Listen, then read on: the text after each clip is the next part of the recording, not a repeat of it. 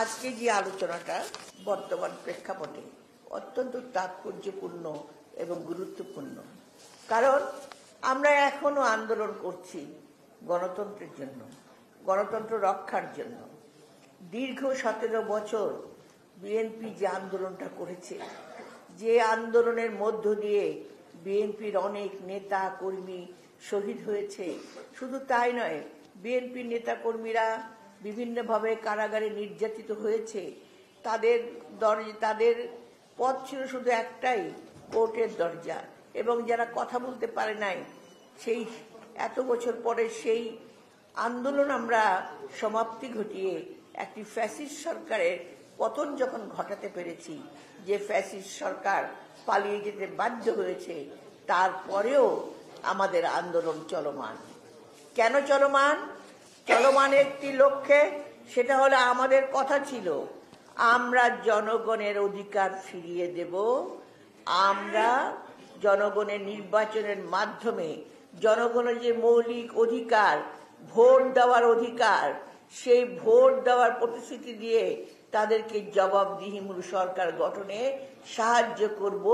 যে সরকারই আসুক যেন জনগণের সরকার হিসেবে প্রতিষ্ঠিত হয়। লড়াই করতে হচ্ছে আমাদের সংবিধান সমুন্নত রাখার জন্য, যে সংবিধান নাও আমাদের জাতির অস্তিত্বের পরিচয়। কারণ একটা মহান মুক্তিযুদ্ধের মধ্য দিয়ে 30 লক্ষ শহীদের বিনিময়ে আমরা এসেছিলাম যুদ্ধ জয় করে।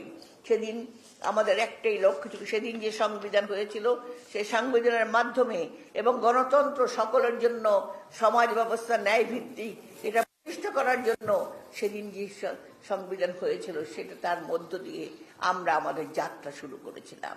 ভাই ও বোনের, একটা কথা মনে রাখতে হবে, আমরা কিন্তু খুব তাড়াতাড়ি আমাদের শর্ট মেমোরি, আমরা কিন্তু খুব তাড়াতাড়ি আমাদের অতীতের কথা ভুলে যাই।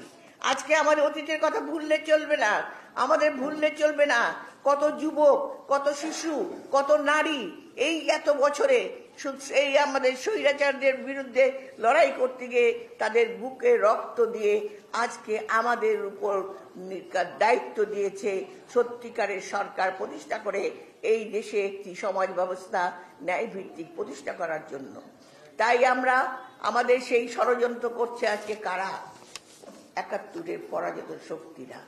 তারা চেষ্টা করছে নির্বাচনকে পিছিয়ে দেওয়ার জন্য। তারা চেষ্টা করছে পিআর পদ্ধতি, যে পদ্ধতি কেউ চেনে না, জানে না, বোঝে না। পিআর পদ্ধতির মাধ্যমে কথা বলে বিভিন্ন সময় যখন নির্বাচনের রোড ম্যাপ ঘোষণা হয়ে গেছে, তারপরেও তারা রাজপথে আন্দোলন করছে। আজকে আপনারা দেখতে পাচ্ছেন সমগ্র বাংলাদেশ একটা অস্তিত্বশীল। আপনারা দেখেছেন এখনো আওয়ামী লীগের দোসররা তারা কিন্তু এই বাংলাদেশে আছে।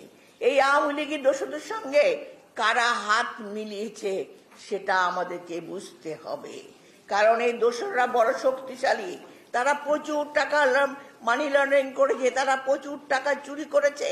সেই চুরির টাকা তাদের আছে, কিন্তু আমাদেরকে সেই টাকা দিয়ে, লোভ দিয়ে, লালসা দিয়ে আবার বাংলাদেশকে ধ্বংস করবে, শেষ করবে, সেটা আমরা হতে দেব না।